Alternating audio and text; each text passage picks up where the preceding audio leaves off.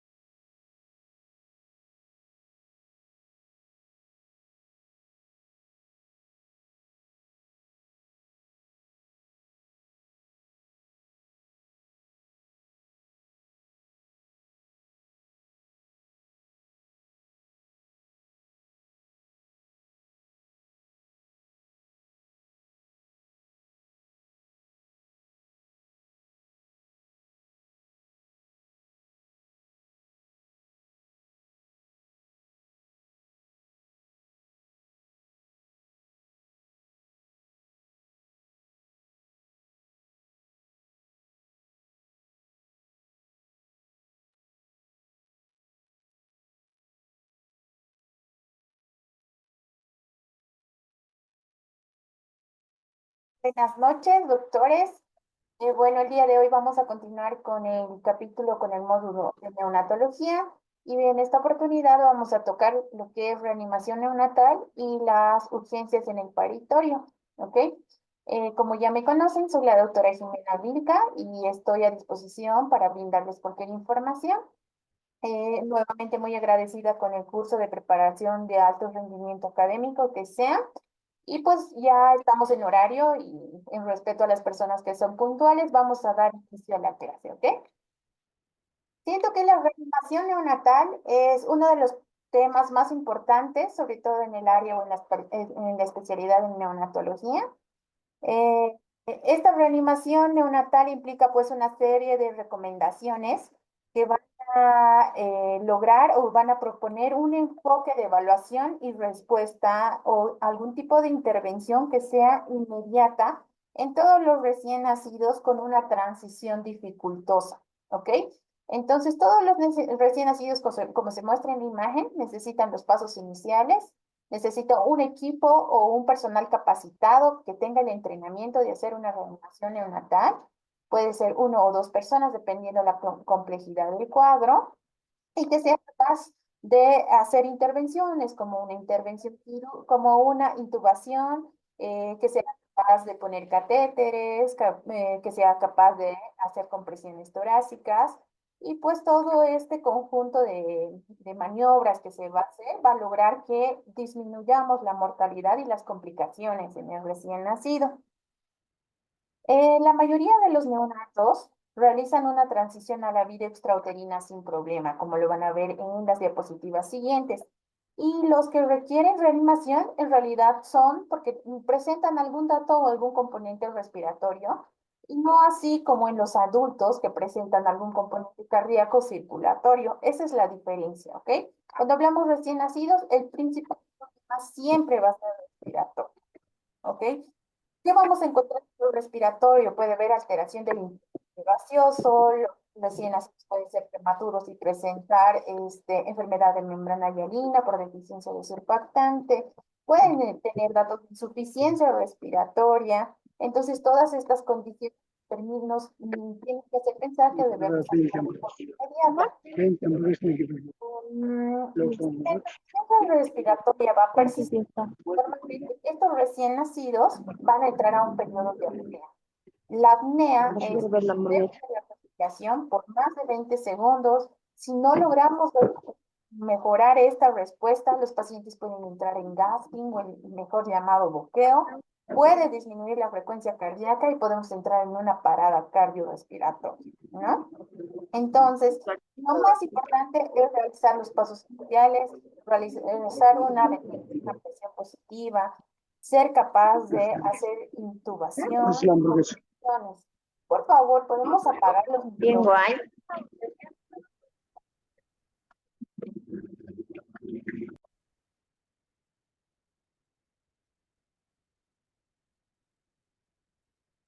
Bueno, vamos a continuar.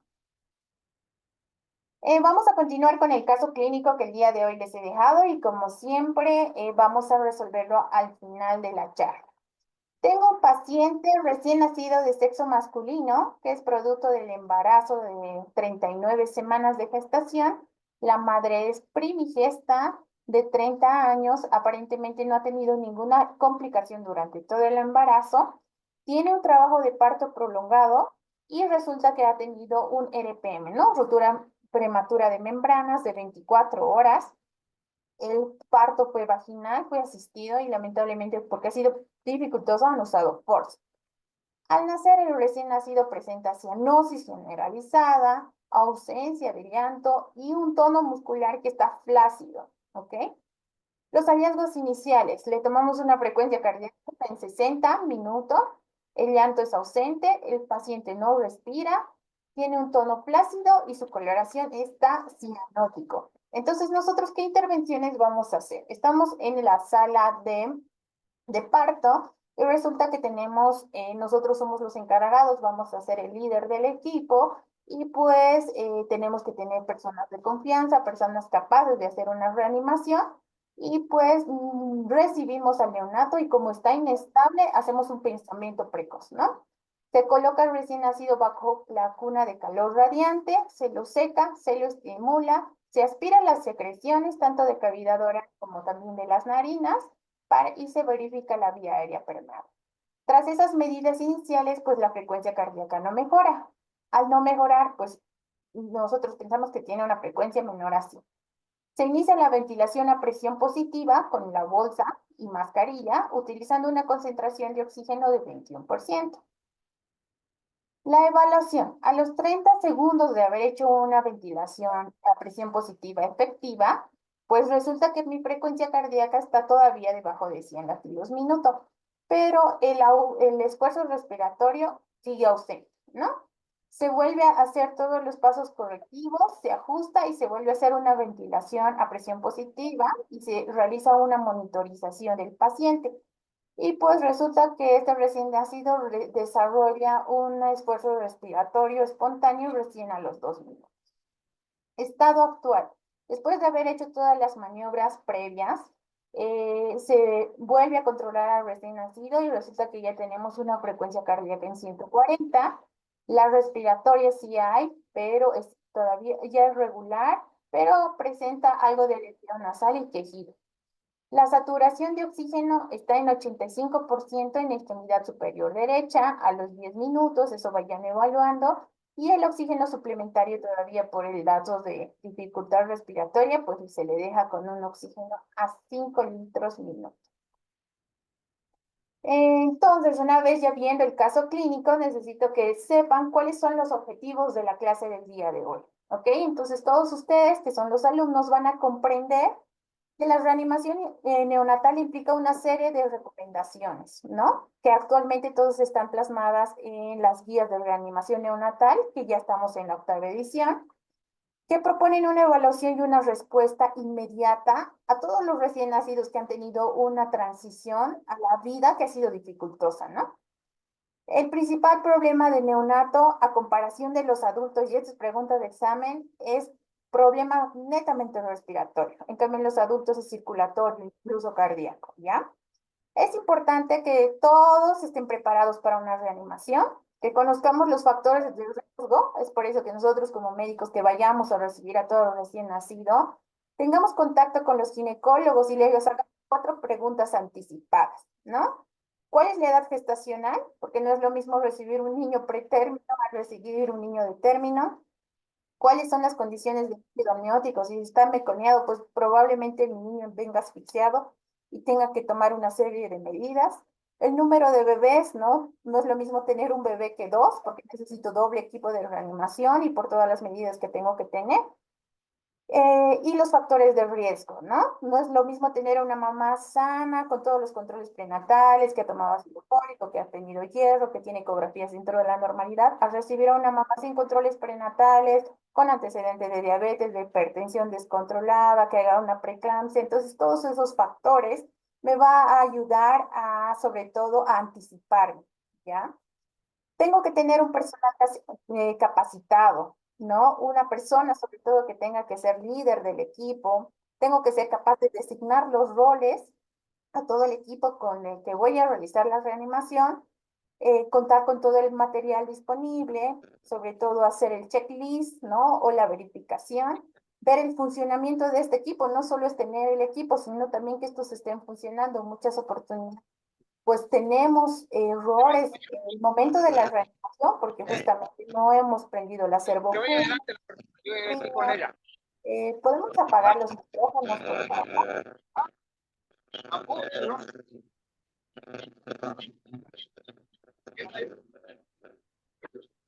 Y en realidad, la importancia del ABC, que lo van a ver en la reanimación neonatal, hacer una valoración rápida e inmediata tras el parto. Las tres preguntas: mi bebé tiene buen tono, llora, respira, o está cianótico. Entonces eso debemos evaluar. En todos los recién nacidos, estén estables o inestables, siempre debemos hacer los pasos iniciales: calor, secar, estimular, secreciones y posición para permeabilidad de la vía aérea. Nosotros debemos ser capaces de evaluar, conocer el algoritmo de la reanimación. Tenemos que saber las ventajas del pinzamiento, cuándo hacer un pinzamiento tardío y cuándo hacer un pinzamiento. Vamos a reconocer una ventilación eficaz. Vamos a ver cómo usar la bosa autoinflable para dar una ventilación a presión positiva que sea eficaz. ¿Cuánto de PIO2 le debo administrar a un recién nacido de término y a un recién nacido prematuro? ¿Cuáles son las condiciones para una reanimación avanzada? Y pues cómo la reanimación o en qué cosas varía cuando estoy frente a alguna patología. Por ejemplo, frente a una hernia diafragmática, pues no debo dar ventilación a presión positiva, es directamente intubación. En un recién nacido Doctora, prematuro no debo secar ni estimular. Hay que directamente poner en bolsa. Defectos de la pared abdominal, defectos del tubo neural y algunas consideraciones que vamos a tomar en el parto. doctora, buenas noches. No sé si puede silenciar a todos, doctora. Hay un ruido de micrófonos, por favor.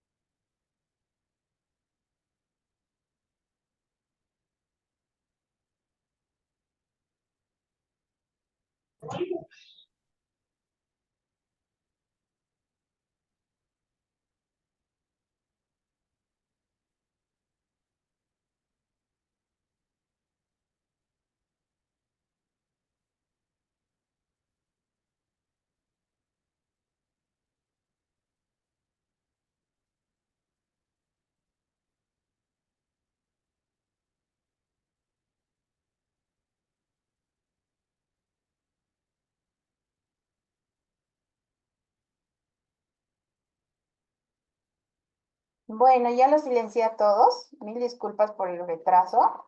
La verdad es que debería ser importante para ustedes, ¿no? Tomar en cuenta eso de apagar los micrófonos y pues ya tome los puntos de vista, ¿ok? Vamos a continuar con la clase. Bueno, ya hablando de los objetivos de la reanimación neonatal, esto igual es pregunta de examen. Los tres principales objetivos de la reanimación neonatal es restablecer la respiración espontánea, es mejorar el gasto cardíaco apropiado y evitar sobre todo la mortalidad y la morbilidad en todos estos niños, disminuyendo un daño tisular y llegando a ocasionar la isquemia, ¿no? Sobre todo los tres órganos más afectados es el encéfalo, el corazón y el riñón. Entonces, pues tenemos que tomar las medidas respectivas. Es importante saber que a las situaciones de alto riesgo como personal médico, deberíamos anticiparnos, ¿no? A partir de la anamnesis gestacional y también en el parto, como las 4 preguntas que hacemos al ginecólogo. Y pues prácticamente todos los niños o los que nacen con flacidez, con cianosis, con apnea, que nacen en asistolia o sin pulso, necesariamente debemos iniciar de inmediato la reanimación, ¿no? Antes de terminar el habla. Entonces, cuando ustedes vean niños con estas condiciones, inmediatamente reanimamos, pues no es importante, no es preciso tomar el Apgar de forma inmediata, ¿ok? Em, En cuanto a la escala, esta es una escala importante que muestra en su libro, en el libro. Entonces, es importante que nosotros sepamos, como ya les habían dicho, que todos los neonatos requieren una evaluación inmediata al nacer y todos los cuidados neonatales simples. Si los recién nacidos tienen una buena adaptación, entonces, lo que nosotros hacemos es el apego precoz, incluso para hacer los pasos iniciales, como darle calor, ya la madre le da calor, secamos, estimulamos, sacamos secreciones, entonces todos los pasos, sí, productos de término, tiene buen tono, frecuencia, está sano, entonces lo hacemos con la madre. Si es que estos niños pues tienen alguna dificultad o nosotros ya vemos que son prematuros, una condición, nosotros vamos a limitarnos a llevarlo a la cuna de calor radiante. Se sabe que alrededor de 5 al 10% de los neonatos, pues sí nacen a veces con ausencia de la respiración, con una apnea primaria, y nosotros solo necesitamos hacerle alguna estimulación simple, como solo secarlo o frotarlo, como se ve en la imagen, y pues nosotros podemos lograr esta transición sin problema. El 3 al 6% de los neonatos pues van a requerir algún tipo de reanimación básica. Cuando hablamos de reanimación básica, prácticamente estamos enfocados que solo necesitamos la ventilación a presión positiva, ya sea con máscara o con la bolsa. Y pues menos del 1% de los recién nacidos nacen con alguna complicación. Entonces, menos del 1% necesitan una reanimación avanzada, como lo muestra acá. Cuando hablamos de reanimación avanzada, necesitamos intubar al paciente, necesitamos hacer compresión y necesitamos usar algún tipo de fármaco extra. ¿Ok? Reanimación neonatal, entonces, avanzada está enfocada a la parada cardíaca o a la asistolia. Entonces, cuando va a estar frente a la reanimación, es importante nosotros sepamos cuáles son los principios fundamentales de la reanimación neonatal. Debemos valorar el aspecto general de los pacientes y también los factores de riesgo, ¿ok? Es importante que nosotros evaluemos la vía aérea, instauremos de forma rápida la respiración y eficaz, que veamos la circulación que esté adecuada y al mismo tiempo veamos la frecuencia cardíaca. Aquí el libro les muestra las constantes vitales, ya sea la presión arterial, la frecuencia respiratoria y la cardíaca, dependiendo de la edad, el grupo etario. En los prematuros y en los recién nacidos, neonatos, hasta el primer mes de vida, como les había mencionado, pues normalmente tienen una frecuencia cardíaca que va de 140, de 110 a 140, ¿ya? Las tensiones arteriales pues es bien difícil no aprender, porque nosotros en neonatología usamos varias tablitas y en las tablas nosotros los percentilamos, ¿no? Cuando están entre el percentil 50 y 95 es lo ideal, cuando está por arriba del percentil 95 para la edad y los días de vida, esto se va a modificar. Y la frecuencia respiratoria, pues ya también la saben, que no debería exceder de los ¿cuál es la importancia? Ante el nacimiento de un bebé, deberíamos prepararnos para la atención del parto, ¿no? Entonces, ¿qué es lo que deberíamos ver? Debemos tener un personal capacitado, ¿no? Un personal capacitado que sea líder, que forme un equipo, que tenga las condiciones para trabajar en equipo, que esté adiestrado en la intubación, en las compresiones, en poner los accesos vasculares. Y pues en una reanimación, cuando es una reanimación neonatal básica, pues a veces solo se necesita un líder. Pero cuando estamos vamos a pasar a una reanimación neonatal avanzada, pues prácticamente necesitamos más de 2 personas adiestradas para todo el proceso. Es importante que tengamos la preparación previa de todo el material que vayamos a usar, sobre todo en la sala de partos, y usar una lista de verificación, como lo dice en las guías de reanimación neonatal de la octava edición. Deberíamos contar con una cuna de calor radiante, prenderla previamente, modificar la temperatura con el riesgo de evitar la hipotermia. Deberíamos tener mantas, gorritos al lactante y en caso de prematuro deberíamos tener unas bolsas plásticas. Deberíamos tener el estetoscopio como herramienta principal para escuchar la frecuencia cardíaca. Para liberar las secreciones debemos tener ventilación, los catéteres. Para dar una ventilación a presión positiva, pues tenemos la bolsa autoinflable. Y también deberemos verificar sobre todo las tomas de oxígeno y los mezcladores, ¿no? Muchas veces nosotros necesitamos dar una fracción inspiratoria de oxígeno, que es la PO2, determinar, ¿no? El 21%, el 30% y todo lo hacemos mediante este mezclador que nosotros lo llamamos blender. También, cuando hacemos una atención, que estamos frente a un paciente crítico, deberíamos registrar la pulsioximetría, deberíamos poner los electrodos y mi paciente debería estar monitorizado.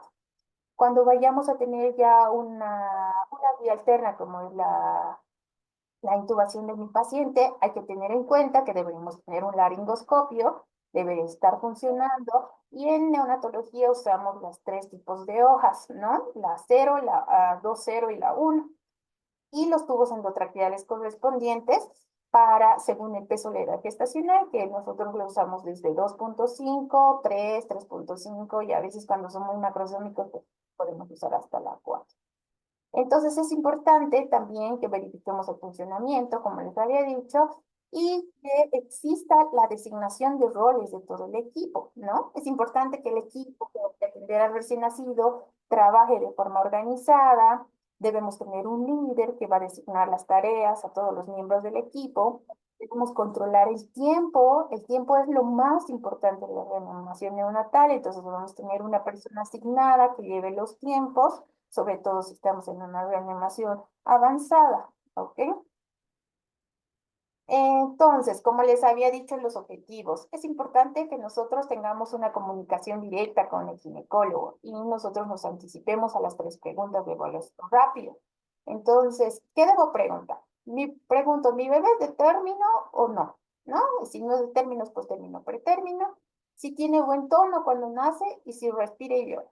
Si cumple estas 3, entonces debo ir con los pasos iniciales. Con la mamá puedo hacer un apego precoz, que es la indicación, ¿no?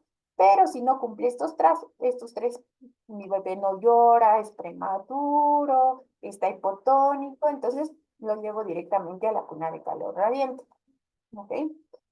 ¿Qué consisten los pasos iniciales? ¿No? Los pasos iniciales, según el libro, está primero secar, calentar, estimular, apenas nazca el niño, ¿no? Y juntamente con estas 3 entidades está verificar el tono, el esfuerzo respiratorio y la frecuencia cardíaca. Antes de hacer todas estas actividades, pues obviamente vamos a tener un pensamiento de cordón que va a ser entre 30 y 60 segundos, que es el pensamiento tardío.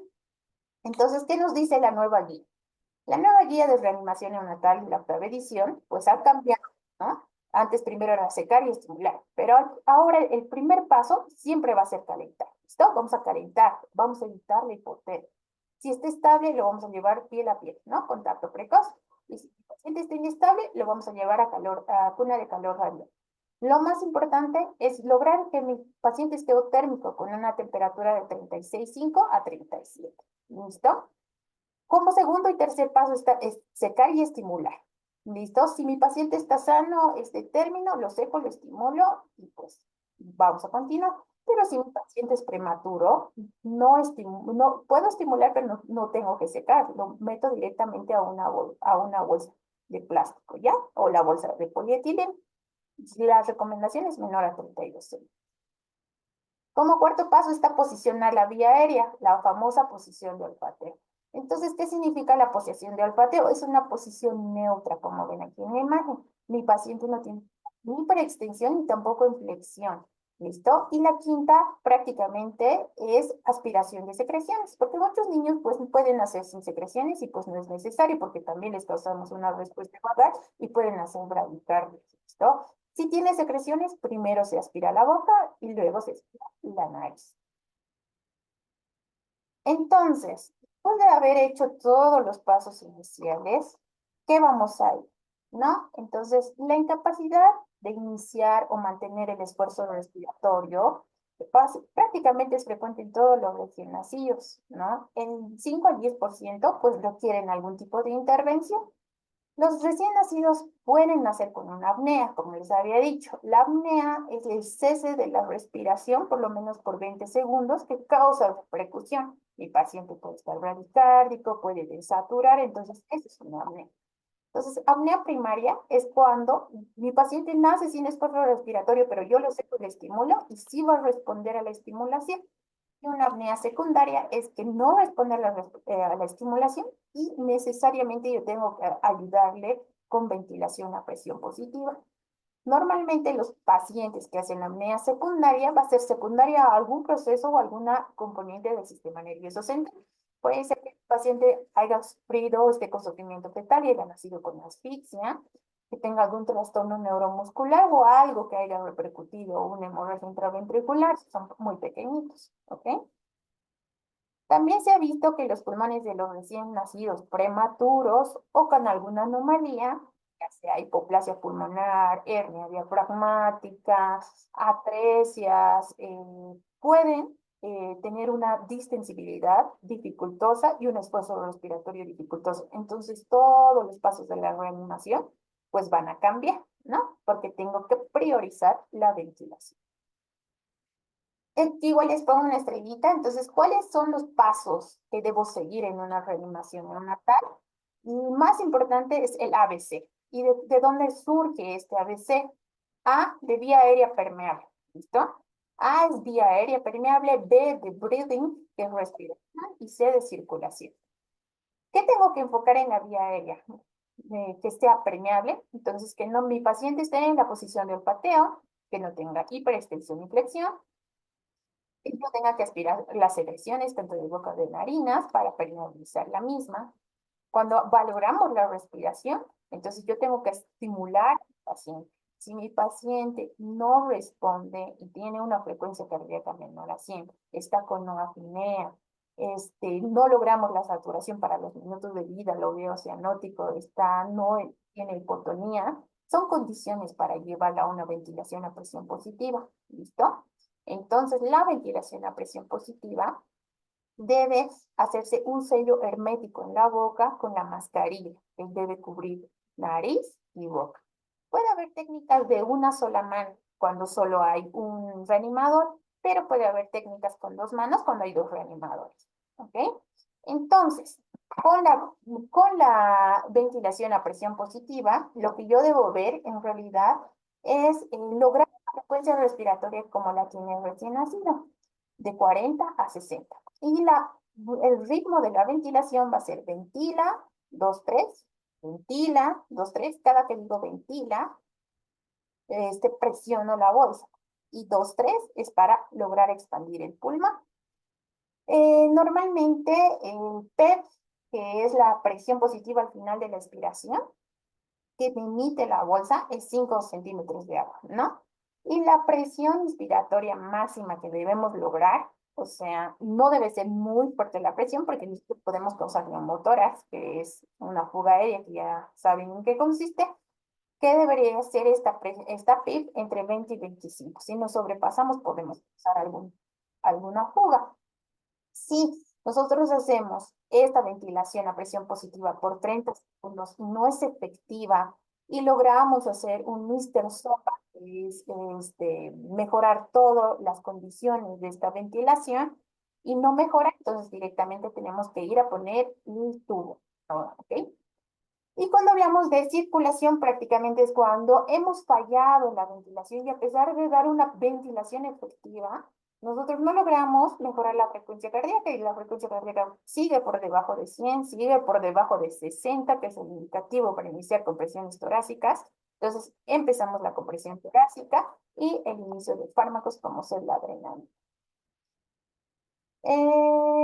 ¿Cuándo decimos que estamos frente a una ventilación satisfactoria y eficaz? ¿No? Entonces, cuando nosotros empezamos a hacer ventilación a presión positiva y vemos que elevamos de forma adecuada el tórax, puede ser.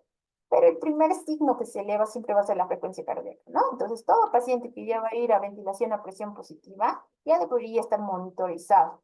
Y en el monitor nosotros tenemos que ver el incremento de la frecuencia cardíaca, ¿no? Si mi paciente cambia de coloración, estaba cianótico, ya está rosado, eleva el pulmón, la frecuencia cardíaca empieza a incrementar, la saturación incrementa, y el paciente ya tiene un llanto, aunque sea entrecortado, mejora el tono, entonces son indicativos de que mi ventilación sí está siendo satisfactoria, ¿no? Y si esta ventilación, a pesar de todo, no mejora a los 30 segundos, entonces debería aplicar el Mister Sopa, que les voy a explicar en la siguiente diapositiva. ¿Qué dicen las guías de reanimación neonatal actual de la octava edición? Que lo más importante es la elevación de la frecuencia cardíaca, ¿listo? Y una ventilación debe durar 30 segundos. Pero la primera evaluación que hacemos para ver si esta ventilación está siendo efectiva debería ser a los 15 segundos. Entonces, si está siendo efectiva, yo debo continuar y terminar mi ciclo. Un ciclo de ventilación a presión positiva eficaz lo hacemos en 30 segundos. ¿Listo? Eso no se vayan a confundir. Si a los 15 minutos de verificar mi ventilación a presión positiva no tengo incremento de la frecuencia cardíaca, pero sí el pecho se mueve, todavía debo continuar la ventilación y evaluar otra vez a los otros siguientes 15 minutos, 15 segundos. Pero si no expande el pecho y no mejora la frecuencia cardíaca, debo hacer los pasos correctivos, que es el Mister Sopa. ¿Ok? Entonces, como ya hemos dicho, para hacer un repaso, es necesario que ustedes se memoricen o sepan este algoritmo. ¿No? Entonces, el algoritmo viene en rectángulos y en rombos, ¿no? Todos los rectángulos es todas las intervenciones que yo voy a hacer y los rombos es la decisión que yo voy a tomar. ¿Listo? Entonces, tengo un parto y pues otra vez vamos a repetir. Mi paciente es de término, tiene buen tono, respira y llora. Sí, sí, pues todos los pasos iniciales. No sé, lo llevo al calor, si está estando con la mamá, si no, con una de calor radiante. Lo seco, lo estimulo, aspiro vías y permeabilizo. Pero si estos no cumplen, y mi paciente empieza con apnea o jadeo o con una frecuencia cardíaca menor a 100, entonces sí debo empezar la ventilación a presión positiva de inmediato. Debo monitorizar la saturación de oxígeno y también debo tener que controlar o monitorizarlo, ¿no? Ver el electrocardiograma. Si mi paciente está con apnea, jadeo y frecuencia, no, pero sí está cianótico, también podría ser una indicación, ¿no? Deberíamos limpiar las vías aéreas, monitorizar la saturación, considerar de ponerle oxígeno y para que no tenga ninguna repercusión posterior, también vamos a usar el CPAP, ¿no? Si es que hago estas consideraciones y mi frecuencia cardíaca todavía está menor a 100, tengo que comprobar el movimiento del tórax, debería ser las medidas correctivas, que es el Mister Sopa, o finalmente decidir a hacer la intubación. ¿En qué consisten las medidas correctivas del Mister Sopa? Aquí les puse Mister Sopa como, acuérdense de Maruchan, ¿listo? La sopa de Maruchan. Entonces, M, ajustar máscara. Lo primero que tengo que hacer es, tal vez no estoy haciendo el sello hermético correspondiente y debo ajustar la máscara, ¿listo? Debo reposicionar la vía aérea. ¿Qué tal si mi paciente está muy hiperflexionado? El momento de la reanimación prácticamente todos nos ponemos nerviosos, ¿listo? Entonces hay que estar tranquilos, hay que verificar la reposición de la vía aérea, ponerle otra vez en posición de olfateo, evitar la hiperflexión o la flexión. Después hacemos la succión de boca. De nada sirve que nosotros le demos ventilación a presión positiva y mi paciente está con un buen de secreciones, ¿no? Secreción en vía aérea o en secreción en cavidad oral. Entonces eso va a dificultar la expansión y la entrada de aire. Entonces debemos funcionar primero boca y luego nariz. El O viene de open mouth, que es la boca abierta. Entonces, recuerden, O, la boquita, como la boquita abierta, ¿no? Entonces vamos a abrir la boca. Si no abrimos la boca tampoco, es una dificultad y un error que casi muchos lo cometen. La P viene de aumentar la presión, pero sabemos que la presión que vamos a emitir por la bolsa autoinflable no debe pasar de los 25 milímetros, si no podemos causar neumotórax. Y finalmente, si todos estos pasos van a fallar, recién vamos a la vía alterna, ¿no? Entonces, la evaluación, la segunda evaluación, la primera evaluación habíamos dicho que lo vamos a hacer en los 15 segundos, la segunda evaluación en los 30 segundos, después de haber hecho todas mis medidas correctivas. Entonces, si he hecho todas mis medidas correctivas antes de llegar a una vía alterna y mi frecuencia cardíaca está por encima de 100, yo debo continuar la ventilación positiva hasta tener un buen esfuerzo respiratorio, ¿no? Si mi paciente todavía está empieza a respirar muy dificultoso, continúo mi ciclo y pues luego se adapta muy bien, paramos la ventilación a presión positiva. Pero si mi frecuencia cardíaca es de 60 a 99, hay que reevaluarla y hay que hacer nuevamente los pasos correctivos. Y si mi frecuencia cardíaca es 60, a pesar de haber hecho estos pasos correctivos, inmediatamente subo el oxígeno al 100% e inicio compresión. ¿Listo? Entonces, ¿en qué consiste la vía alterna? Que es el último paso del Mr. Sopa, en realidad es intubar ya directamente al paciente. Y según el libro, pues existen algunas indicaciones bien precisas para la intubación. Por ejemplo, si estoy en un centro de área rural donde no tengo material suficiente y me falla por X razón o tengo un defecto de mascarilla, sí o sí debo intubar a mi paciente, ¿ok? Si mi paciente ya está en la unidad de terapia intensiva, ¿no? Y empieza con datos de desaturación, se me ha movido la cánula, resulta que la cánula está en el esófago, debo sacar y volver a intubar. Si los niños están intubados, sobre todo los prematuros que tienen incremento de las secreciones y logran obstrucción, igual debo sacar, volver a intubar, ¿ya? Siempre antes de volver a intubar hay que volver a darle un ciclo de ventilación a presión positiva, ¿no? Cuando la presión de la vuelta autoinflable es insuficiente, entonces también puedo tener defecto. Cuando mis pacientes hacen derrame pleural o neumotórax es muy difícil el escenario, entonces es difícil, necesitamos muchísima presión, entonces inmediatamente tenemos que intubar, ¿ya? Cuando tenemos algún defecto de pared con resistencia abdominal o presencia de aire también. Cuando mi paciente está en asistolia, frecuencia cardíaca menor a 60, ni duden, intubación es lo más importante. O cuando viene un paciente con estado de choque hipovolémico, no es primero la reanimación cardíaca, primero es la ventilación, ¿listo? Y todos los pacientes con asfixia intrauterina prolongada también deben ser sometidos, ¿no? Entonces, ¿qué nos dicen las guías actuales, ¿no? Cuando yo doy una ventilación a presión positiva con máscara facial y no mejora, debo intubar. Cuando tengo una ventilación a presión positiva más de 1 minuto, porque normalmente es 30 segundos, una efectiva, porque las correcciones las hacemos a los 15 minutos, entonces sí o sí debo intubar porque no está siendo efectiva. Antes tengo una sistolia, una frecuencia cardíaca menor a 60, necesita empezar con presiones torácicas, paciente debe estar intubado. Paciente con hernia diafragmática, normalmente ya por ecografía nosotros sabemos que viene un paciente con hernia diafragmática, ni siquiera se debe dar ventilación a presión positiva, ¿no? En estos pacientes directamente van a intubación. En recién nacidos prematuros, ¿no? Normalmente prematuros extremos que tienen deficiencia de surfactante, hay que intubarlos para poner el surfactante. Y muchas veces hay que acoplarlos directamente a la intubación. Y para la succión directa de la tráquea, por niños que ya están intubados, hacen atelectasias, entonces tenemos que hacer una aspiración directa. ¿Listo?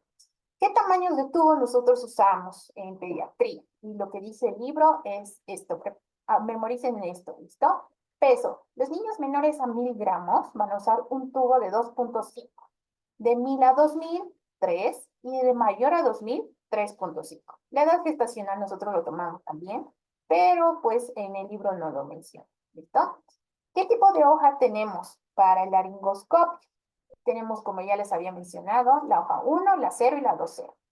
La 1 para término, para prematuros la 0 y para extremadamente prematuros menor de 28, pues la doble 0, ¿ya? Entonces, cuando yo voy a intubar, es necesario que yo me sepa los puntos de referencia, ¿listo? Entonces, aquí arriba vamos a tener la lengua, vamos a tener la epiglotis, Aquí tenemos la glotis y es aquí donde deberíamos introducir el tubo y como referencia tenemos las cuerdas vocales y posteriormente el esófago y la vía digestiva. ¿Listo? Entonces, ¿cuánto deberíamos meter o cuánto deberíamos introducir el tubo? En neonatología nosotros hacemos una medida del tabique de la nariz hasta el trago. Medimos con una cinta, es por eso que necesitamos siempre ayuda, medimos con una cinta y a esto le sumamos 1 centímetro y esa es la distancia que deberíamos introducir de la cánula. ¿Listo? ¿Cuándo necesitamos, frente a un niño con bradicardia ya menor a 60 latidos por minuto, que hayamos dado una ventilación que supuestamente no ha sido favorable? Deberíamos ir directamente a una reanimación neonatal avanzada, ¿listo? Entonces, indicación para iniciar compresiones cardíacas, siempre ves bradicardia menor a 60, ¿listo? Entonces, dentro de lo que menciona el libro, dice que las compresiones le puede dar una persona, puede darle con los 2 dedos, con el índice y el dedo medio sobre el tercio inferior del esternón. Pues prácticamente esto nos hace variar muchísimo y no logramos medir la fuerza. Sin embargo, cuando nosotros ponemos ambas manos, lo hacemos con los pulgares y rebordeamos todo el pulmón, entonces es más efectivo hacerlo con las 2 manos. ¿Listo?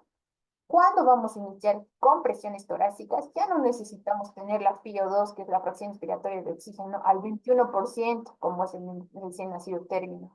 Y en el prematuro hasta el 30%, como dice las guías. Paciente con asistolia que necesita compresiones, ustedes suben el oxígeno al 100%. Y la relación de las compresiones siempre es 3:1. ¿Eso qué quiere decir? Que cuando nosotros estamos empezando las compresiones deberíamos dar 90 compresiones en un minuto. ¿Listo? Y las compresiones deberían durar por lo menos 90 minutos. ¿Cuáles son las indicaciones, ¿no? De las compresiones torácicas? Tener una frecuencia cardíaca menor a 60, ¿no? Después de haber hecho o tener una ventilación por lo menos de 30 segundos, donde sí logremos insuflar este pulmón, pero no logramos revertir el cuadro, ¿listo? Entonces aquí les muestro la figurita, como lo dice en las guías, ¿dónde es el lugar perfecto para dar las compresiones en el recién nacido? Y es en el esternón, en la porción inferior, por debajo de una línea intermamilar. ¿Listo? Y esto es pregunta de examen. He visto muchas preguntas que les llega a esto. ¿Dónde es sobre el esternón, en el tercio inferior, por debajo de la línea mamilar? Ese es el lugar correcto. ¿Listo? Entonces, las guías, repasando lo mismo que dicen, ¿cuál es la profundidad con la que yo debo dar las compresiones? Debemos deprimir el esternón un tercio del diámetro anteroposterior del tórax. La frecuencia de las compresiones son 90 compresiones. ¿Eso qué quiere decir? La relación va a ser 3 compresiones y una ventilación. Y todo el ciclo debería tener 90 compresiones y 30 respiraciones, ¿no? Entonces, la técnica, pues la más usada es la de los 2 pulgares, como les dice la octava edición, y el ritmo va 1 y 2 y 3, ventila I. Por eso es 1 y 2 y 3, ventila I. ¿Listo? Entonces, en cada número vamos a comprimir el pecho. Y el I es para liberar y lograr expandir. Lo que nosotros tenemos que lograr en las compresiones es lograr que este corazón pues haga su latido y también haga su relajación. ¿Listo? Entonces, 1 y 2 y 3, ventila y otra vez empezamos el ciclo. Recuerden, en todo el ciclo es 90 compresiones por minuto y 30 respiraciones. ¿Listo? El ciclo, la coordinación son 3 por 1. ¿Qué fármacos nosotros debemos usar? Cuando estamos frente a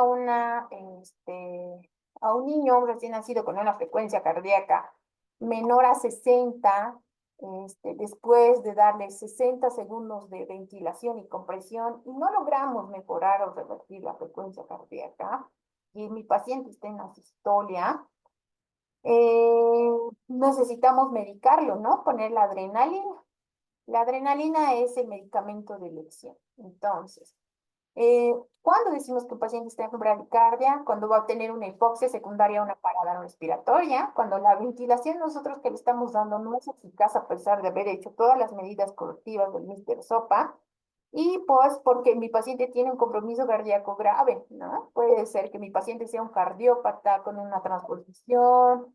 Entonces, a pesar de darle todo el beneficio de la ventilación, lograr una ventilación adecuada, hacer los pasos correctivos de forma adecuada y no mejora, pues estamos frente a un compromiso grave cardíaco. Entonces, nosotros debemos medicarlo, ¿listo? ¿Cuáles son las indicaciones de usar la adrenalina según las guías? Si mi frecuencia cardíaca está menor a 60, luego al menos de 30 segundos de ventilación positiva, donde insuflo los pulmones, entonces es indicación, ¿ya? O otros 30 segundos de compresión coordinadas y cuando ya tengo un oxígeno a 100%, y a pesar de todas estas medidas no logro recuperar frecuencia cardíaca, debo administrar adrenalina. Normalmente la adrenalina viene en una concentración de 1 en 10.000. La administración debe ser rápida y puedo poner varias veces, ¿no? Varias veces. Puedo repetir la dosis, pero con un tiempo intervalo de 3 a 5 minutos. ¿Listo? Las vías de administración de la adrenalina pueden ser intravenosa, intraósea y endotraqueal. En el libro menciona la dosis intravenosa o intraósea es de 0,1 a 0,3 ml kilogramo, en ml, ¿listo? Y cuando les pregunten en miligramos es 0,01 a 0,03 miligramos kilogramo. Luego de introducir la medicación, siempre hay que hacer un lavado con solución fisiológica. Y cuando no tenemos un acceso venoso, entonces, intraóseo, nosotros la primera alternativa normalmente usamos catéteres, es poner una dosis endotraqueal y la dosis endotraqueal va de 0,5 a 1, ¿ya? Y esto prácticamente hay que darle varias veces ventilación a presión positiva para lograr que sea efectivo, pero siempre la endotraqueal va a tardar más que una intravenosa, ¿no? Entonces, en las últimas guías de la octava edición, pues han cambiado un poquito en respecto a la dosis, ¿no? En el libro están estas dosis, ustedes aprendan estas dosis, pero en la octava edición dice que ya prácticamente vía intravenosa o intraósea es 0,2, sin reclamo alguno, ¿no? Y de forma traqueal es 1, ¿listo? Ya no, intervalos solo para que sepan. Entonces, vamos a seguir con el algoritmo. Si tengo un paciente con frecuencia cardíaca menor de 60 minutos, entonces yo debo intubar. Lo más importante es mantener intubación, intubado al paciente, ¿no? Eso es fijar vía respiratoria. Empezar con las compresiones cardíacas de inmediato, ¿no? Debo coordinar, ya hemos dicho que la relación es 3-1, 3 compresiones por 1, y entonces significa que le voy a dar en un minuto 90 compresiones y 30 respiraciones. Cuando voy a empezar compresiones cardíacas, inmediatamente subo la glucosa a 100, monitorizo a mi paciente porque necesito ver cómo va incrementando, ¿no?, la frecuencia cardíaca, necesito ver pulso y oximetría, y pues necesito poner un acceso vascular. Normalmente nosotros ponemos catéter venoso umbilical de urgencia, no importa si está inserción baja porque necesitamos administrar medicación. ¿Listo? Si a pesar de hacer todas estas medidas, mantengo mi frecuencia cardíaca menor a 60, inmediatamente pongo la adrenalina, como ya les había indicado, y pues hay que considerar otras cosas. Puede ser que yo le esté poniendo medicación y mi paciente esté con un choque hipovolémico, entonces necesito ponerle soluciones, necesito preparar el paquete globular, y si estoy frente a un neumotórax hay que hacer una evacuación de inmediato, ¿no? Necesito que se aprendan esta tablita, ¿no? ¿Cuál es el objetivo de la saturación preductal? Todos los niños que nazcan y estén con mucho deterioro ventilatorio, entonces que entre a reanimación debería sí o sí estar monitorizado, deberíamos poner pulso de oximetría preductal, y lo que nosotros esperamos por minuto en los primeros 10 minutos son estos valores, ¿no? Entonces, lo más rápido que se pueden aprender es un minuto, empezamos con 60 a 65 y de ahí vamos subiendo de 5 en 5.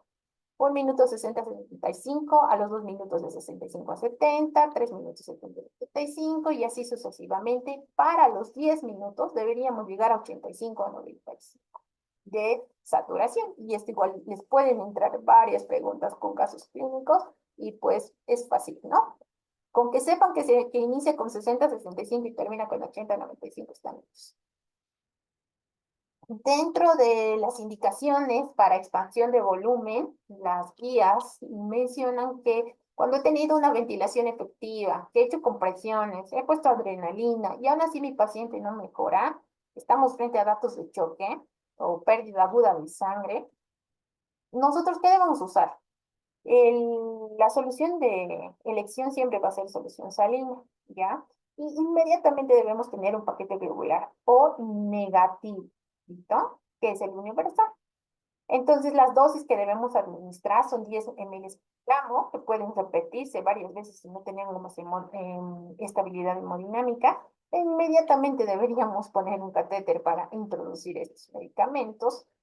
E incluso se puede hacer, pasar 10 ml kilogramos de solución fisiológica por peso. Por ejemplo, tengo un niño de 3 kilos, 3 por 10, 30 ml de inmediato, ¿no? Y la administración debe ser de 5 a 10 minutos. En los prematuritos podemos dar hasta 15 minutos porque les podemos causar aumento de presión intracraneana y pueden sangrar. Entonces hay que tener cuidado. ¿Listo? ¿Qué consideraciones tenemos, sobre todo en los recién nacidos que son prematuros? En los recién nacidos prematuros, prácticamente hacemos los mismos pasos. En todos se hacen pasos iniciales y existen algunas consideraciones especiales, sobre todo cuando vamos a administrar oxígeno, ¿no? La fracción inspiratoria de oxígeno en prematuros es más alta, ¿ya? Lo ponemos hasta 30%. En término es hasta el 21%, ¿no? Todos los prematuros hay que ponerles pulsioximetría preductal. Prácticamente los valores que les han mencionado son los mismos, ¿no? Y lo más importante, los prematuros se descompensan por hipotermia, ¿listo? Controlar la temperatura en ellos es importante. Entonces, en estos pequeños, cuando nacen, no se los secan ni se los estimula. Prácticamente van a una bolsa de polietileno que es una bolsa plástico, y les ponemos el gorro que está caliente, los llevamos a hacer vacuna y controlamos temperatura. ¿Listo? Si nosotros a un prematuro tenemos que darle una presión positiva, el flujo que le damos en todos, ya sea en términos de 10 litros, pero lo que sí varía es el FiO2, ¿no? Cuando es menor de 35 semanas, de 21 a 30.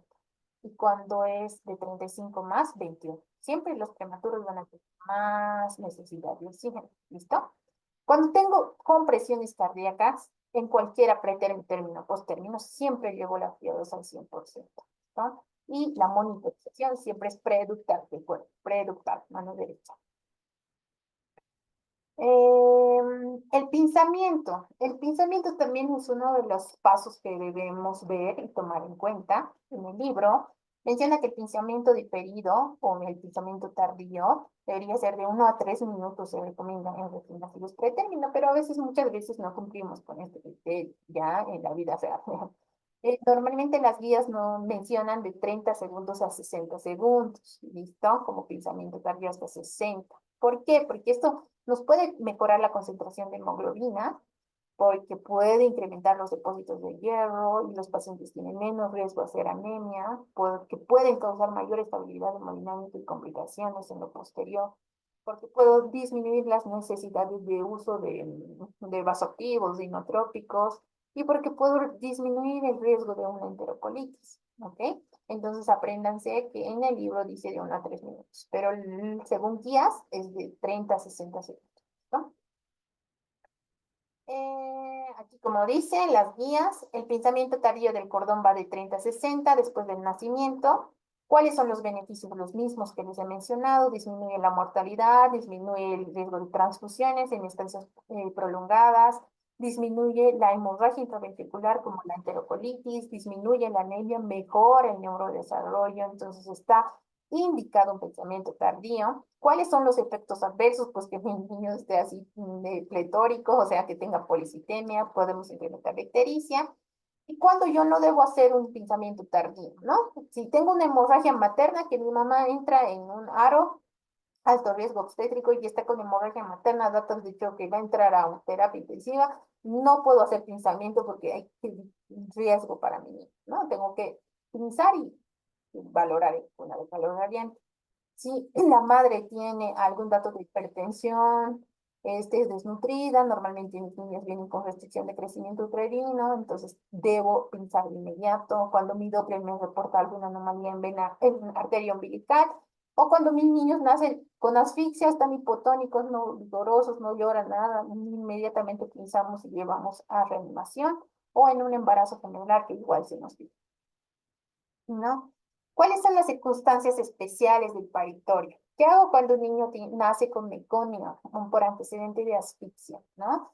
En realidad el meconio es secundario a un proceso de estrés fetal y nace cuando la mamá ha tenido un parto prolongado, cuando la mamá ha tenido antecedente de sufrimiento.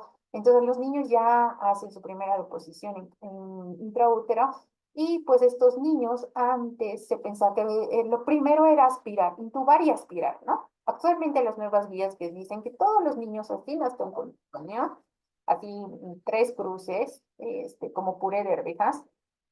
Independiente de eso, se debe hacer pasos iniciales, ¿no? Entonces, primero a todos los niños aplicar la reanimación, hacer pasos iniciales, y si un niño tiene deterioro ventilatorio, sí debo llevar la reanimación básica y luego avanzar, ¿listo? Cuando tengo un desprendimiento de placenta, como el abrupto placentario, existe una pérdida masiva de sangre. Los niños pueden entrar en hipovolemia, en shock hipovolémico, pueden estar anémicos, pueden tornarse pálidos, hipotónicos, con mayor repercusión hemodinámica. Entonces, lo principal es hacer la reanimación básica y administrar soluciones, ¿no? Porque a este niño así le demos la mejor BPP, le hagamos unos pasos correctivos adecuados, vamos a obtener bradicardias, hagamos reanimación, entonces este niño necesita soluciones, ¿no? Entonces, lo más importante, como les había dicho, tener sangre ORH negativa y las alicuotas van 10 ml kilogramo y tener un acceso, ¿no? Siempre un acceso venoso como el acceso al catéter venoso umbilical, no importa de inserción baja para la administración de medicación. Si tengo un paciente que nace con sufrimiento, pero me nace muy deprimido porque está asfixiado, sobre todo ha tenido una encefalopatía hipoxicoisquémica, siempre va a tener repercusión neurológica, pues puede ser que este niño me nazca hipotónico, sin movimiento de extremidades, incluso en las primeras 24 horas, pues puede convulsionar o hacer un estatus convulsivo, y ese es el signo principal de una lesión cerebral. Nosotros igual debemos dar la reanimación básica, debemos llevarle a cuna radiante, y existen algunos criterios, ¿no? Normalmente los niños con encefalopatía que tengan mayor a 35 semanas y no tengan ningún otro factor más que esta encefalopatía, deberíamos llevarla a una variante apagada, ¿no? ¿Por qué? Porque estos niños necesitan estar en hipotermia, enfriamiento corporal, porque va a mejorar su pronóstico neurológico. Y deberíamos tener una monitorización estrecha, sobre todo si convulsión, con un electroencefalograma de amplitud, ¿no? De amplitud integrada. Dentro de las circunstancias especiales en el paritorio, también es importante saber que los niños con algunos síndromes, por ejemplo, el síndrome de Pierre-Robin, el síndrome de George, o algunos niños que nacen con unos tumores, como los habíamos visto en la clase pasada, con quistes, con tumores sólidos, como teratoma, fibroma, pueden dificultarnos el acceso a la vía respiratoria, porque la lengua llega a obstruir esa vía y pues si no despejamos, pues puede ser mortal. Entonces deberíamos hacer una intubación en decúbito, ¿no? En decúbito prono, logrando traccionar de lado a la lengua, la mandíbula y lograr una ventilación, ¿no? Tenemos que tener los cuidados necesarios y también el personal capacitado para que hagamos la intervención oportuna. Cuando tenemos niños y hemos valorado respiración, normalmente, y he visto que ha sido una de sus preguntas, cuando un niño viene con abdomen excavado, ¿no? Ustedes ven un abdomen excavado con marcados datos de dificultad, lo primero es que van a ir a auscultar pulmones y en pulmón seguro van a encontrar ruidos hidroaéreos, ¿listo? Y eso es la famosa hernia diafragmática. Abdomen excavado, Las hernias diafragmáticas tienen mucho componente respiratorio, no necesitan ventilación a presión positiva, porque logran distender más la vía digestiva y eso puede comprimir el corazón. Necesitan intubar de inmediato, descomprimir tubo digestivo y poner una sonda y inmediatamente mandar a un tercer nivel porque estos niños necesitan estar intubados, necesitan ser sometidos a intervenciones quirúrgicas, hacen hipertensiones pulmonares, pues grave. Los niños con anasarca, como habíamos dicho, los niños con eritroblastosis fetal, que nacen súper edematizados por alguna incompatibilidad de grupo, con alguna malformación congénita, vamos a auscultar pulmones y resulta que están llenos de líquido, ¿no? Entonces el derrame pleural bilateral igual va a ser un problema que va a causar marcados datos de dificultad y nosotros necesitamos someterlos a ventilación y hacer una evacuación. Niños que hayan recibido ventilación a presión positiva, que hayamos excedido mucho en la presión de la bolsa autoinflable, podemos hacer neumotórax, ¿no? Entonces, el neumotórax por ventilación a presión positiva es una iatrogenia cuando hacemos reanimación. Entonces, eso igual dificulta muchísimo la ventilación y niños necesitan ser intubados. Las hipoplasias pulmonares, ¿no? No tenemos la capacidad de expandir de forma adecuada el pulmón. Entonces, todos estos niños necesitan un diagnóstico con transiluminación, necesitamos una evacuación urgente porque no responden a la reanimación. Les hacemos reanimación avanzada, siguen bradicardias por debajo de 60, están cianóticos y pues prácticamente necesitamos el uso de angiocatéteres para su evacuación. Como ven aquí una placa radiográfica de neumotórax, entonces nosotros debemos hacer una evacuación inmediata, ¿no? Entonces debemos poner un catéter de forma inmediata, como ya les había mencionado en el neumotórax, en el segundo espacio intercostal, en la línea medio clavicular, y debemos hacer evacuación, si no, nunca va a mejorar el patrón ventilatorio, los niños pueden llegar a morir. Cuando tenemos un derrame pleural, este mismo angiocatéter se va a poner en el cuarto espacio intercostal, en la línea axilar anterior y con dirección a posterior, igual debemos evacuar. ¿Listo? ¿Qué circunstancias son especiales en el paritorio que tenemos que tener cuidado? Como ya habíamos mencionado, existen defectos de pared abdominal, ¿no? La más frecuente de las dos, como les había mencionado la clase pasada, es la gastrosquisis, ¿no? La gastrosquisis es el defecto más frecuente y el menos, que trae menos complicaciones, porque no va a tener ninguna otra complicación, es un defecto único, es el más frecuente, como le habíamos mostrado, no recubre membranas, los órganos van a estar expuestos, y nosotros debemos hacer que por medio de esto no pierdan bastante cantidad de líquidos. Debemos reducir la lesión expuesta por riesgo de infecciones y debemos colocar un plástico estéril para proteger, ¿no? Cuando estamos frente a un onfalocele, también debemos evitar la pérdida de líquidos, reducir las lesiones, no romperlas, ¿no? Romperlas nos hace tener mayor incidencia de infecciones. Debemos descomprimir vía oral, poniendo sonda orogástrica, y también deberían ser derivados a un tercer nivel para una intervención inmediata. Los pacientes con defectos de tubo neuronal, como es un mielomeningocele, debemos protegerlos del trauma. En estos niños, si necesitan algún tipo de reanimación, la reanimación es dificultosa porque la tenemos que dar de lateral o de prono. Siempre debemos cubrir el defecto. Todos los niños que tienen un mielomeningocele roto es una emergencia quirúrgica. ¿Por qué? Porque se infecta y causa meningitis.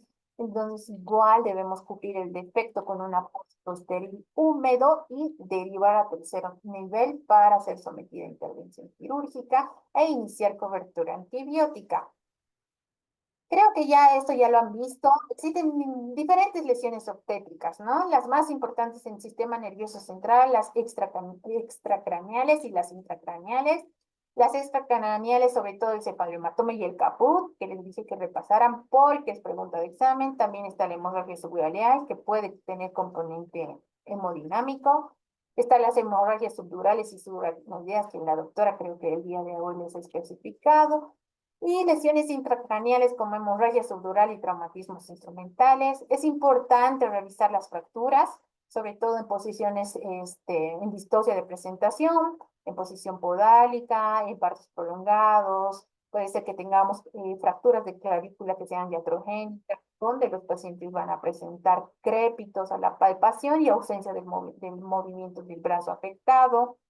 Puede estar acompañado de lesión del plexo braquial por estiramiento o desgarro y pues la afección va a ir de C5 a T1.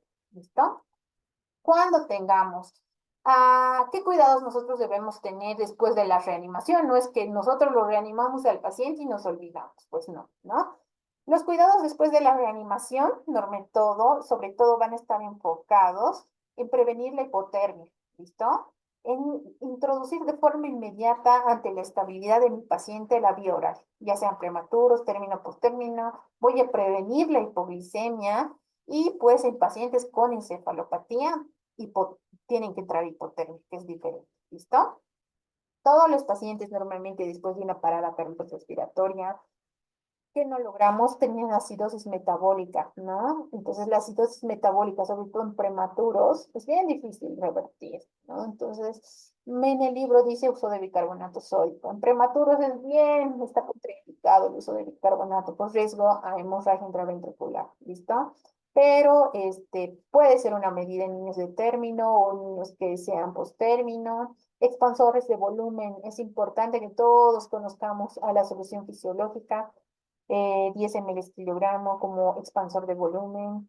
La acidosis metabólica pues no remite de inmediato, por lo menos tenemos que hacer controles gasométricos en 24 horas. Si mis pacientes están con antecedente de infección, inmediatamente después de su estabilización, de reanimación, iniciamos cobertura antibiótica, pensando ya en gérmenes, si es una sepsis neonatal temprana, pues tenemos que pensar en gram negativos y pues los antibióticos más usados son la ampicilina y la genta. El uso de los líquidos, sobre todo usar dopamina y adrenalina como estimulantes, como inotrópicos, y todavía tengo repercusión. Y la monitorización continua, que les había mencionado, todos los niños que han estado en reanimación neonatal avanzada necesitan estar monitorizados, internados en la unidad de terapia intensiva, con controles estrictos de balances hídricos, de controles gasométricos y controles laboratoriales cada 24 horas y más seguido, incluso gasométricos si tiene mucha repercusión ventilatoria. La monitorización es estricta y es al pie de la cama de pacientes con lesión hipoxicoisquémica o con alguna disfunción multiorgánica. ¿Listo? Bueno, en realidad ya hemos terminado el tema. Creo que este tema es el más bonito y el más cortito. La verdad he tratado de simplificarles lo que dice el libro y lo que dice la norma. En la mayoría todo se compara. Si ustedes ven los cuadritos y los estudian, prácticamente les va a ir súper bien en este tema, ¿ok? Vamos a empezar con el banco de preguntas. Uno de los siguientes no es un objetivo de la reanimación neonatal. Señale el incorrecto. A. Restablecer una respiración espontánea adecuada. B. Tener un gasto cardíaco apropiado. C. Evitar la morbilidad y mortalidad. D. Mantener una temperatura adecuada. E. Todos son correctos.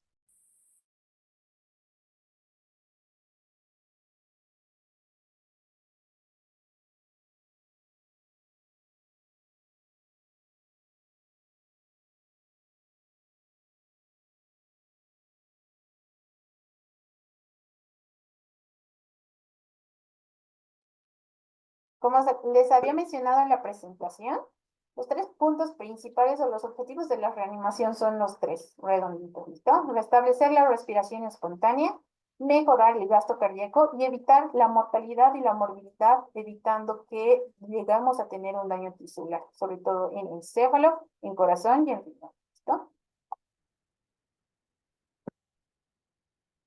Y la respuesta es D,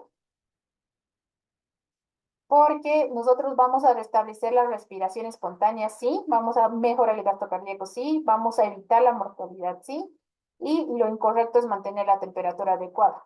¿Listo?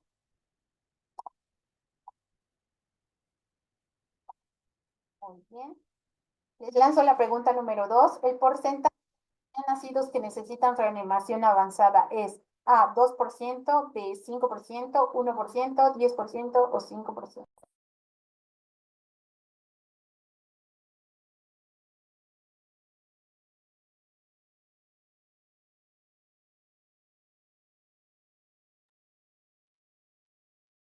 Como les había mencionado, apréndanse este cuadrito y es la pregunta de examen, ¿listo? Reanimación neonatal avanzada, menos del 1%. Casi todos los niños nacen sanos, ¿listo? Y pues solo el 5 al 10% necesita secarlos y estimularlos. A reanimación básica llegamos al 3 al 6%. Muy bien, su respuesta es la 2. La pregunta número 3 es, ¿cuál es la característica de una ventilación satisfactoria y eficaz? A, elevación del tórax. B, ruidos respiratorios simétricos. C, coloración rosada. D, frecuencia cardíaca mayor a 100. O E, todas.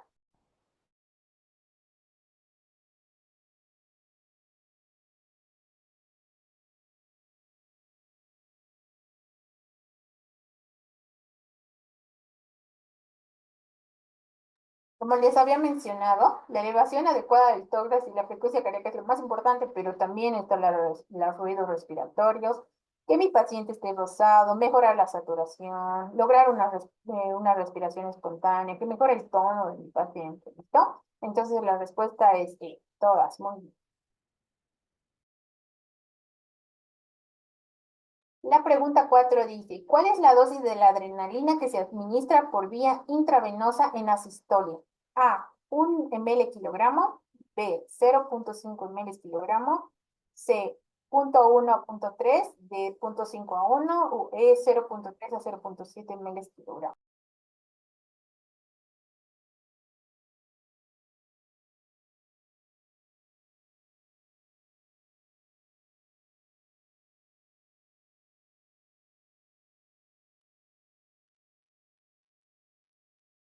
Y si la pregunta les venía en miligramo kilogramo, ¿cuánto sería? ¿Alguien me puede responder?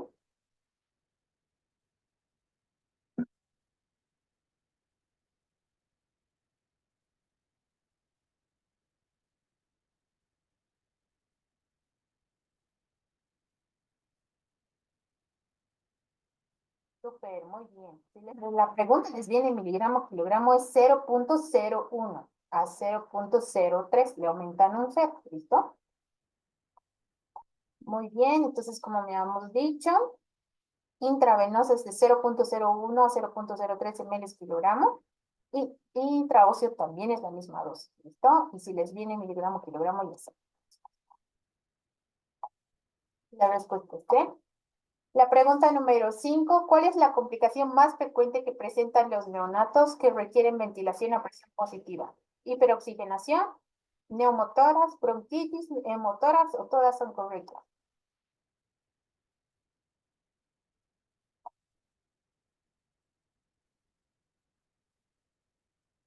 Super, la complicación más frecuente de toda la ventilación y es iatrogénico es el neumotórax, ¿no? Es una fuga de aire. Muy bien, todos lo hicieron bien. La pregunta número 6. ¿Cuál de las siguientes es una prioridad ante un neonato prematuro? ¿No? Mantenerlo caliente en el paritorio, iniciarle ventilación a presión positiva, administrarle adrenalina, iniciarle compresiones o todos son prioridad.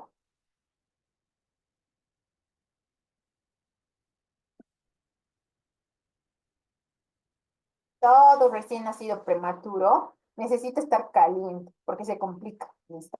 Servocuna, bolsa de polietileno, gorros, mantas calientes, todo caliente porque pierde mucha calor. ¿Listo? Manteniendo caliente.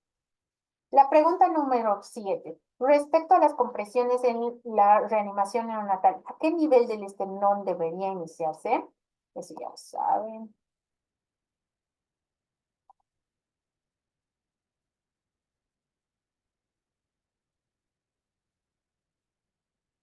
Las compresiones deberían iniciarse en el tercio inferior por debajo de la línea intermanual. ¿Listo? Muy bien.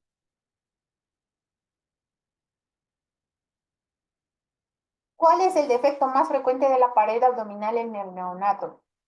A, gastrosquisis. B, onfalocele. Vísceras expuestas con signos de infección. Ahí sí son correctas, ninguna es correcta.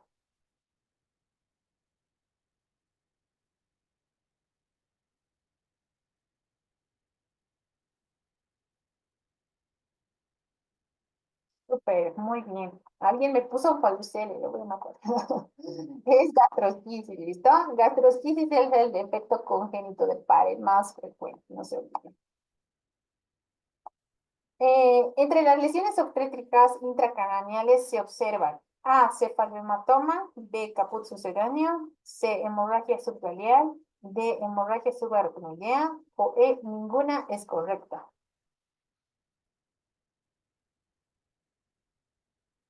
Recuerden, obstétricas intracraneales. ¿No?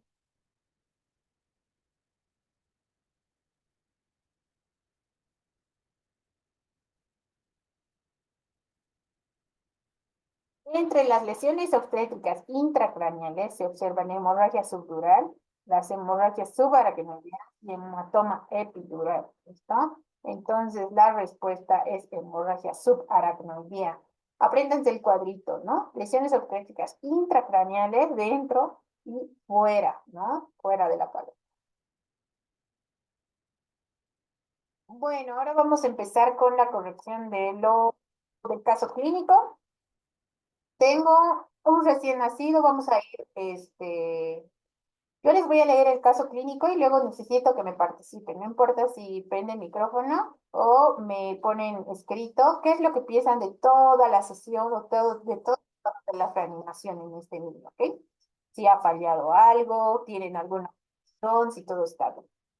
Tengo un paciente de recién nacido masculino, producto de embarazo de 39 semanas. La madre es premigesta, no tiene complicaciones, el trabajo de parto es prolongado, ¿listo? Entonces ahí ya, un ojo. Rotura de membrana prematura, tiene 24 horas. Nosotros decimos RPM prolongado, que ya está infectado, es 18 nuestro parámetro. 24, infección. El parto fue por vía vaginal asistido, como fue un trabajo de parto prolongado, han usado forceps, ¿no? Entonces ahora actualmente no deberíamos. Al nacer, el recién nacido presenta cianosis generalizada, ausencia de llanto y un tono muscular plácido, así como lo ven aquí. Eso es lo que cianosis. Los hallazgos iniciales. Resulta que tengo, entonces, ¿no? Como ha estado con todo lo que hemos visto, ya nos hemos anticipado, ¿verdad?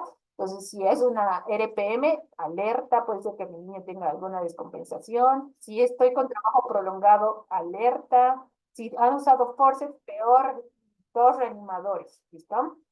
Tengo a mi paciente tono, plácido. Llora y respira, no. Casi anótico, no. Pensamiento inmediato, ¿listo? Vamos a cuna de calor radiante.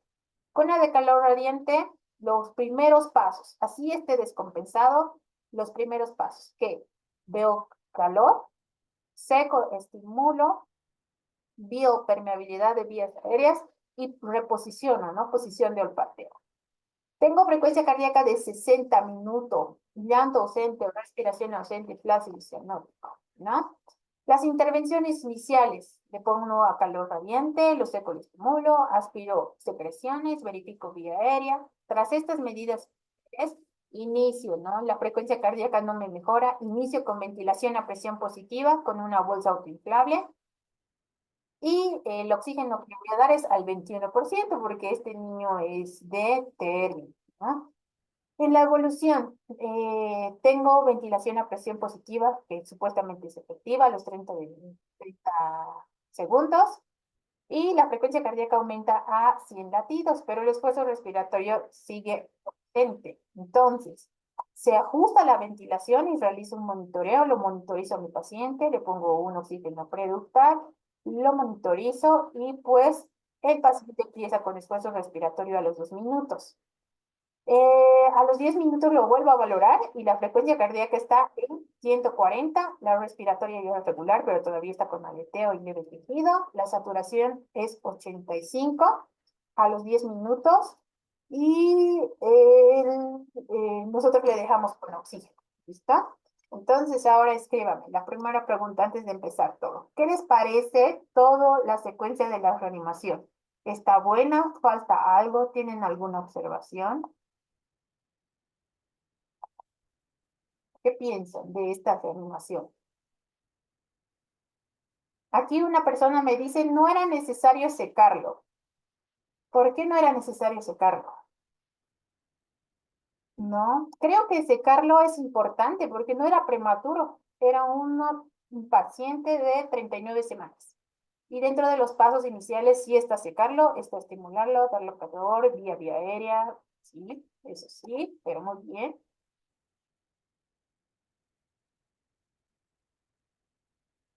Muy bien, es necesario. Ok. ¿Alguna sugerencia más que tengan? ¿Están de acuerdo o no están de acuerdo con todo lo que se hizo con este paciente? ¿Tienen alguna observación? Muy bien, aquí una persona me dice, faltó utilizar el método Mr. Sopa, ¿no? Pero, a ver, digo, no podía utilizar Mr. Sopa, ¿por qué? Porque a los 30 segundos tengo una ventilación a presión positiva efectiva. Si me diría a los 15 segundos tengo una ventilación que no es efectiva, usaríamos Mr. Sopa. Muy bien. Está bien que saquen dudas, ¿listo? Doctora, después de la...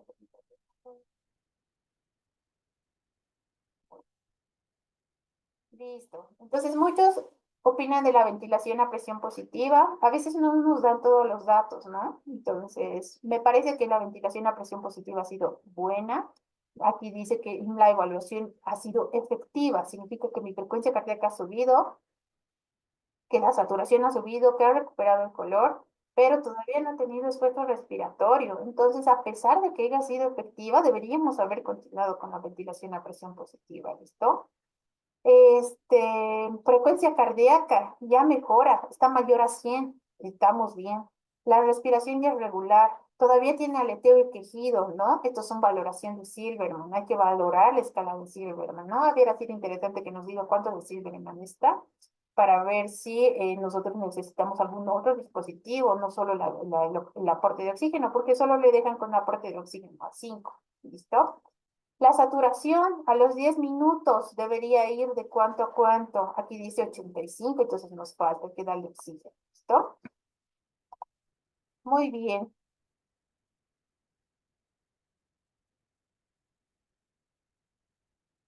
Aquí dice una persona, no era necesario pasar a la intubación y a compresiones por frecuencia cardíaca en 60.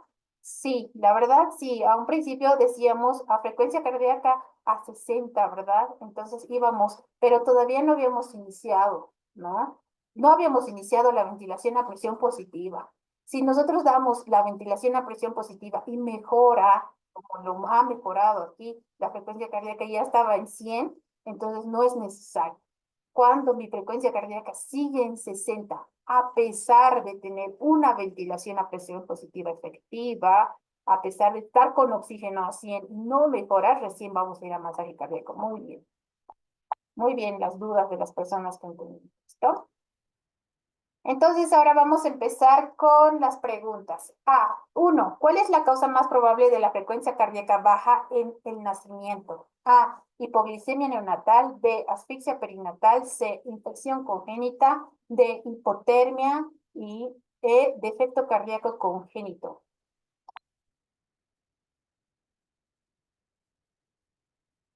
Muy bien. ¿Cuál es la causa más probable de frecuencia cardíaca baja? Los niños asfixiados. Siempre van a llegar en asistolia con frecuencias cardíacas menor a 60. ¿Listo? La ruptura prematura tempranas o el trabajo de parto prolongado pueden condicionar también a una asfixia perinatal. Muy bien. La pregunta número 2. ¿Cuál es el siguiente paso más apropiado si la frecuencia cardíaca permanece por debajo de 60 tras 30 segundos de una ventilación a presión positiva efectiva? A. Administrar adrenalina intratraqueal. B. Iniciar compresiones torácicas. C. Intubar inmediatamente a mi paciente. D. Administrar solución fisiológica. E. Continuar con ventilación a presión positiva al 21%.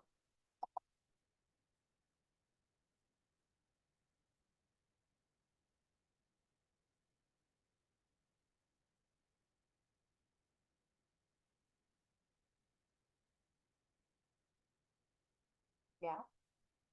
Muchos me han respondido C. Intubar inmediatamente. Debería ser la prioridad según nuestros algoritmos, pero según la pregunta que entró aquí en el examen, pone iniciar compresiones torácicas. ¿Listo?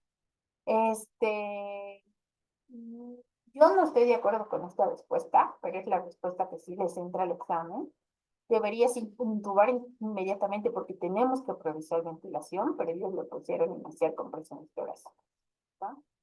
Aquí les ponen la justificación, sí, pero pues tomen en cuenta eso. Esto sabiendo sobre todo. ¿Qué indicador sugiere que la ventilación con presión positiva es efectiva? Mejora la coloración, los movimientos torácicos son visibles. C. El esfuerzo respiratorio es espontáneo, aumenta la saturación de oxígeno o tengo reducción del tejido respiratorio.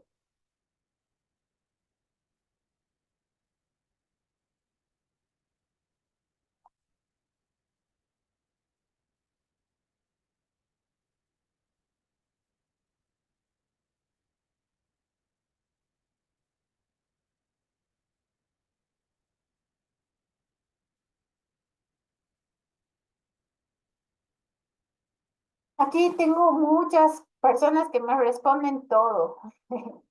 Bueno, en realidad, como les había mencionado, la ventilación a presión positiva te mejora todo, ¿no? Pero en esta pregunta, pues no hay un excepto, todos o nada, ¿no?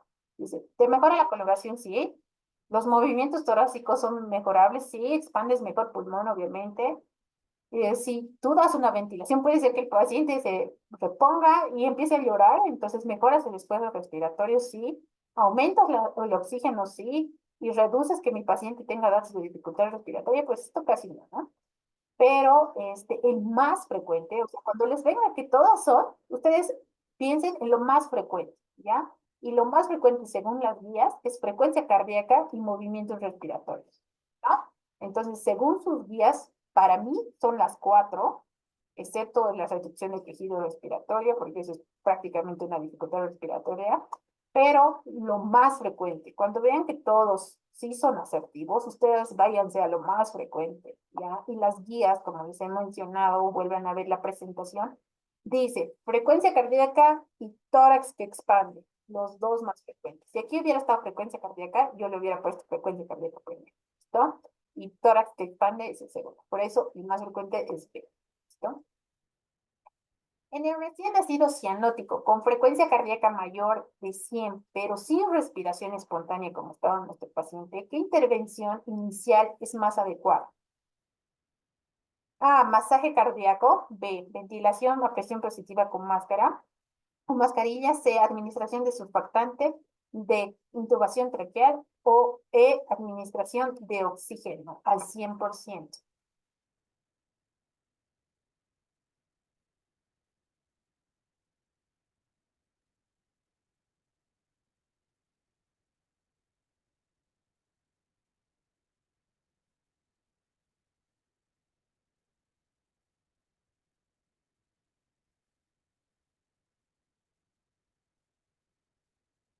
Muy bien. La mayoría respondió B. ¿Listo?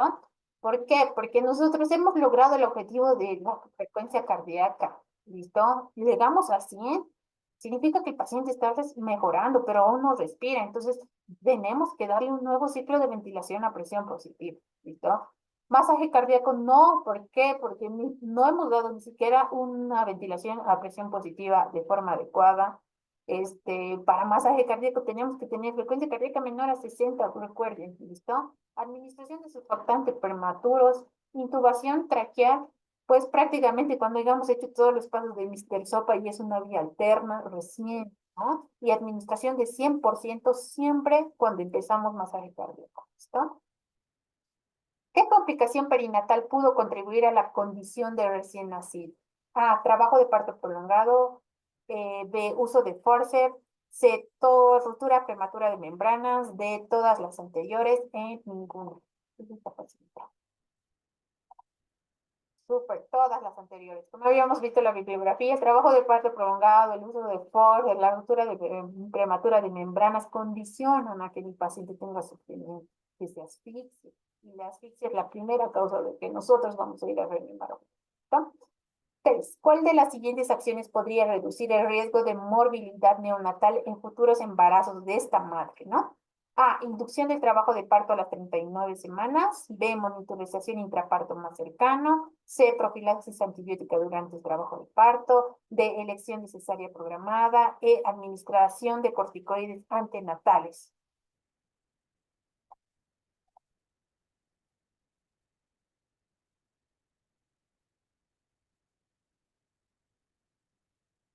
Como habíamos dicho, qué podría reducir el riesgo y la mortalidad neonatal? Uno, sobre todo si supone que hemos ido a parto, bueno, eso no dice en el caso clínico, si hemos ido a un parto, normalmente los ginecólogos tendrían que haber monitorizado de cerca, ¿no? Entonces, en este caso, lo más importante es que esta mamá sí ha debutado con datos clínicos para una sepsis, entonces profilaxis para evitar la sepsis neonatal, porque la sepsis puede condicionar una asfixia, sería, ¿no? La medida recomendada. ¿Cuál es el límite inferior normal para una saturación de oxígeno a los 10 minutos de vida? Lean bien la pregunta. ¿Cuál es el límite inferior normal para la saturación de oxígeno a los 10 minutos? A, 60, B, 70, 80, 85 o 90.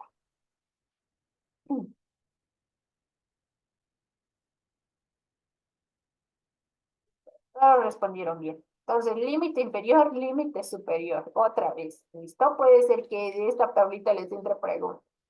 Primer minuto 60, 65, último 85, 95 y vamos incrementando de 5 en 5. ¿Listo? Muy bien. 8. ¿Qué parámetros se debe vigilar estrechamente en los primeros días de vida para evaluar posibles complicaciones posteriores? A, nivel de bilirrubinas. B, frecuencia respiratoria. C, glicemia capilar. Todos los anteriores debo valorar o ninguno de los anteriores debo valorar. Súper bien. Es necesario valorar todo, ¿no? Las bilirrubinas, la frecuencia respiratoria, la glicemia, sobre todo si son pacientes con factores de riesgo. Y muy bien. La pregunta número 9. ¿Cuál es el manejo que se debe iniciar si un recién nacido presenta una frecuencia cardíaca menor a 60? Yo debo intubar si aún no se realizó compresiones torácicas. Debo considerar un catéter venoso umbilical urgente. Debo monitorizarlo de inmediato, un electrocardiograma. Todas las anteriores, o debo coordinar una ventilación a presión positiva y subir el oxígeno al 100%.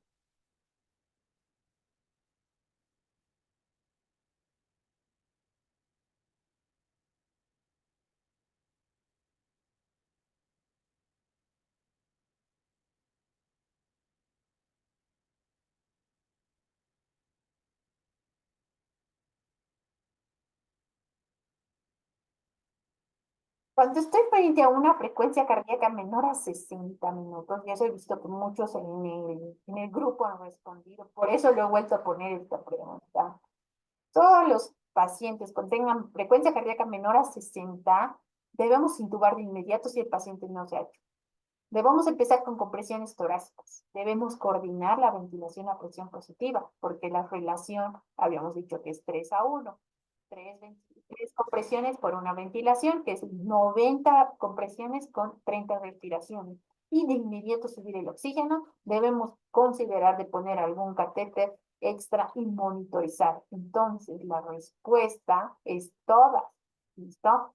¿Cuál es el manejo que se debe iniciar? Si un recién nacido presenta frecuencia cardíaca menor a 60, ¿debo intubar? Sí. ¿Debo considerar catéteres? Sí. ¿Lo monitorizo? Sí. ¿Coordino ventilación y compresiones? Sí. Y subo de inmediato el oxígeno al 100%. ¿Listo? Esta pregunta puede ser pregunta hasta para subespecialidad. ¿Listo?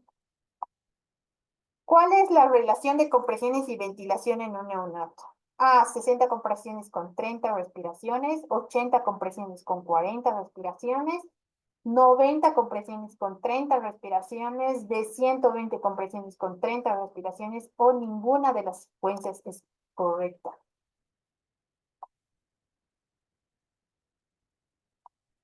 Muy bien, ¿listo? Esto igual he visto que muchos me han respondido 120. No, 90. Vuelvan a repasar los slides, porfa. 90 compresiones y 30 respiraciones, ¿listo? Entonces, aquí es 90 compresiones y 30 respiraciones, igual, ¿listo? Como les dice, la coordinación es 3 por 1. Y finalmente, bueno, esas serían todas las preguntas del día de hoy. No sé si tienen alguna duda. La verdad es que este tema no ha sido tan complejo. A veces neonatología es un tema redundante. Es importante que ustedes sepan la secuencia, memorícense los gráficos. La verdad les he puesto los gráficos de la última guía de la octava edición y ahí está resumido todo. Con que le den una leída, no se pueden confundir, ¿listo? Eh, ¿Cuánto es la frecuencia respiratoria neonatal de 40 a 60 respiraciones? ¿Qué es lo que debemos llegar con ventilación a presión positiva? ¿Listo? No se confundan. Nos vemos en la próxima clase. Espero que si tengan dudas, escríbanos al chat. Siempre que tengan dudas, imagino que el doctor ya les va a pasar las grabaciones. Y pues esta clase sí me ha gustado mucho, ha estado muy bonita y pues deseo que les vaya muy bien. Tengan muy buenas noches, pues nos vemos en la siguiente clase. Que les vaya muy bien, tengan un buen fin de semana y no dejen